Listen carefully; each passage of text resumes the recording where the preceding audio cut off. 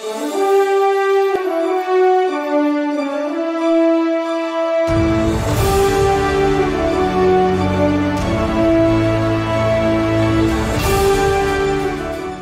we stand proud and honored to present the Lifetime Service Award to a remarkable individual from the Eastern Himalayas, from the enchanting state of Assam.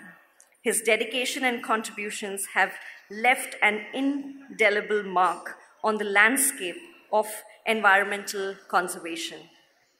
This year, it shines upon a titan of conservation, a scholar whose wisdom guides us, and a champion whose voice echoes for wildlife across the Northeast.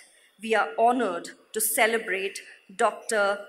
Anwaruddin Choudhury, who has etched his legacy into the very fabric of our natural world. To celebrate his legacy, may I welcome back Ranjit Bartakar to the stage, along with Dr. Kamal Baba, founder of A-Tree and a renowned conservationist. He is the recipient of last year's Lifetime Service Award. Welcome.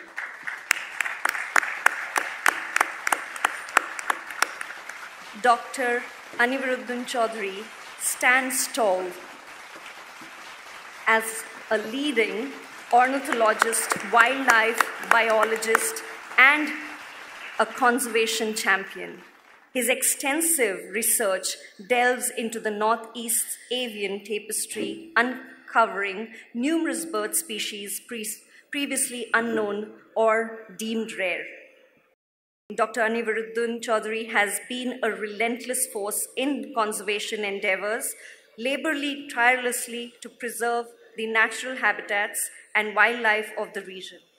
His advocacy and hands-on fieldwork have played internal roles in establishing and managing protected areas and fostering conservation initiatives. Dr. Choudhury, your tireless efforts and dedication have been a guiding light in the realm of conservation. May I welcome Dr. Anwaruddin Choudhury on the stage.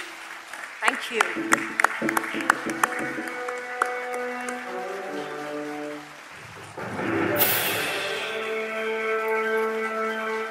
Let us all rise and offer another standing ovation to one of the pioneers of the conservation in the region.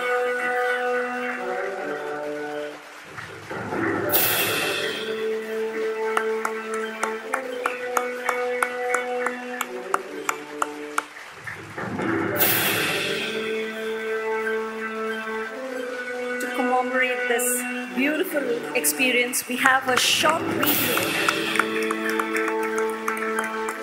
which we would like to play. I would request the tech team to kindly play the video.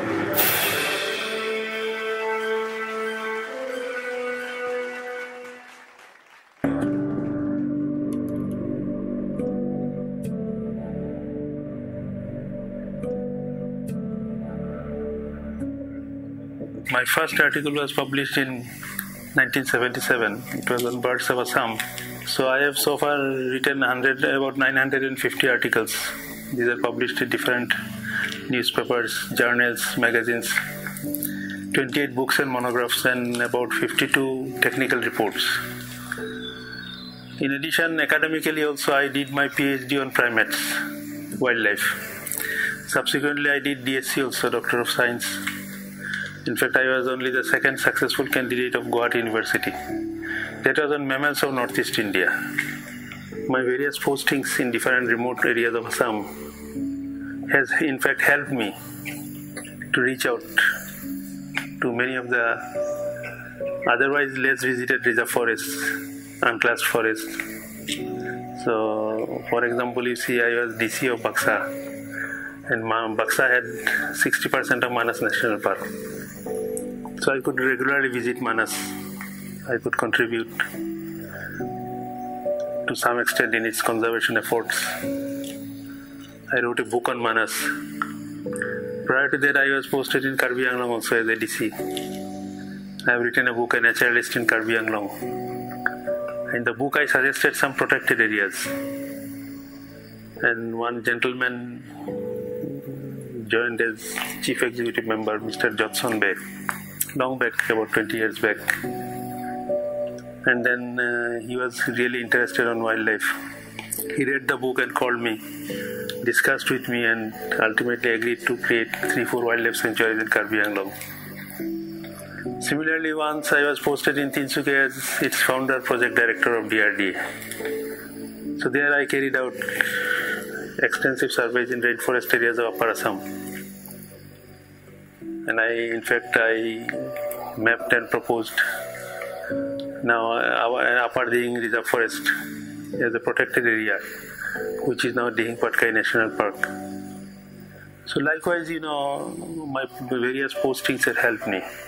And I could also help the fringe people. For example, when I was project director at DRDA, many poachers who used to collect, ducklings of white-winged duck were provided assistance by me under DRDA. So they stopped hunting. In Karbi Anglong also. In Manas also I motivated some groups, poacher groups, who ultimately handed over their arms to me as district magistrate. So likewise, I found that, at the end of the day, my government postings had helped me. In 1989, I joined in Dhokwakhana as its first or founder subdivisional officer civil, SDO civil. So there I found, a lot of villagers, they poison birds. So I motivated them, and many of them had stopped. In fact, there is a place near Dhokwakhana called Kuabari Doloni, which is an important bird area also. Local people they put a signboard that it is a sanctuary, people's sanctuary, and no bird should be killed. So likewise, wherever I was posted, but without posting also, during my project activities also, I motivated people with posters. I used to have my own drawings in posters and appeal to them that don't kill, let us live.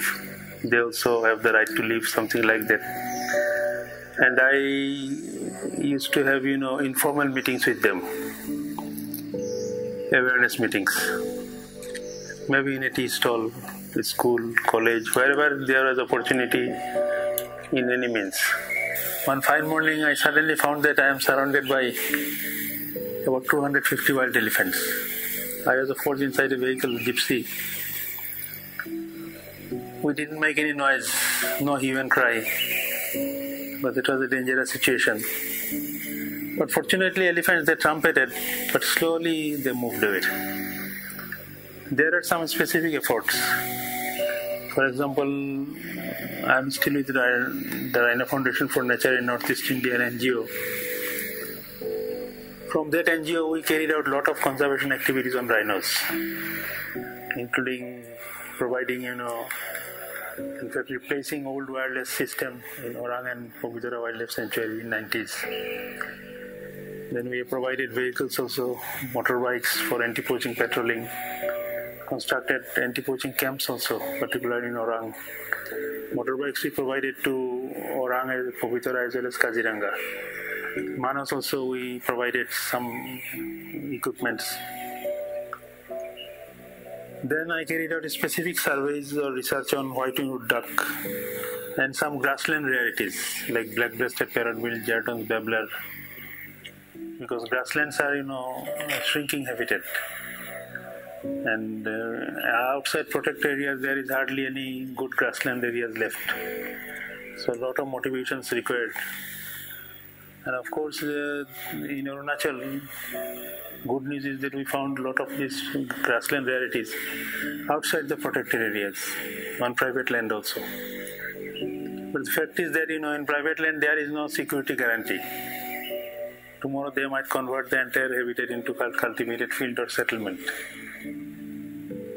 But even then we motivated them, we talked to them at least. At least birds are still there. Let us see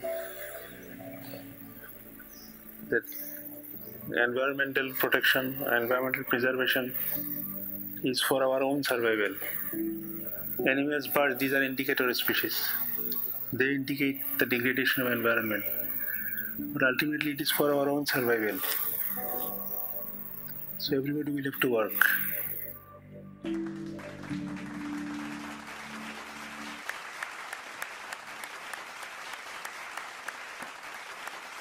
Thank you so much. That was really moving. Would you please honour us and come and say a few words? Good evening, everyone. I am humbled. I thank Balipada Foundation for the honor. I don't want to speak much because I have spoken on the screen. Today, tributes were paid to Mrs. N. Wright. I want to add a few sentences. Because we worked together very closely for about 20 years. The NGO called the Raina Foundation for Nature in Northeast India, providing support to many of the protected areas of the state. One of the last case I must mention is the speed breakers in Kaziranga. Speed breakers are not allowed on the national highways, officially not allowed. Sometimes these are put unofficially, but these are again broken. We needed official sanction. So I called up Mrs. Wright. She told me, asked me rather, what shall I do? I told her, please go and meet the secretary to the Ministry of Surface Transport. Within 3 days, we got the letter from the ministry that the speed breakers on the highway in Kaziranga National Park has been officially allowed. This is how Mrs. Wright worked, and I convey my tributes to her. Once again, I thank Balipada Foundation for the honor, and thank you very much. Congratulations to you for this wonderful recognition. I'm really appreciate. Thank you very much. And please give me like how you got inspiration to work into the nature, into the environment. You see, it started since unknown childhood. I was interested in birds, animals, particularly toys. Then 46 years back, I wrote my first article because I thought that the things I observed, I enjoyed, knowledge I acquired, unless I share it with others, my friends, my relatives, and particularly younger people, this is of no use. Knowledge will go away with me. So that writing I started in 46 years back is still continuing, and it is now 956 articles so far. I have also written 28 books and 52 technical reports. The main purpose is to disseminate knowledge, not to keep it with me. Correct. Of course, right? It's all about dissemination of information and knowledge around young people and around the people who will definitely fight for the environment. Exactly. Now, like especially in this Eastern Himalayas, there are so many challenges and obstacles. Still, stakeholder, different organizations are working, and how you conceptualize the role played by Balipada, in this part of the world. Now you see, Balipada Foundation, I am in fact involved with them since 2013. They have recognized my works, then awarded me with Eastern Himalaya Award, Eastern Himalaya Conservation Award.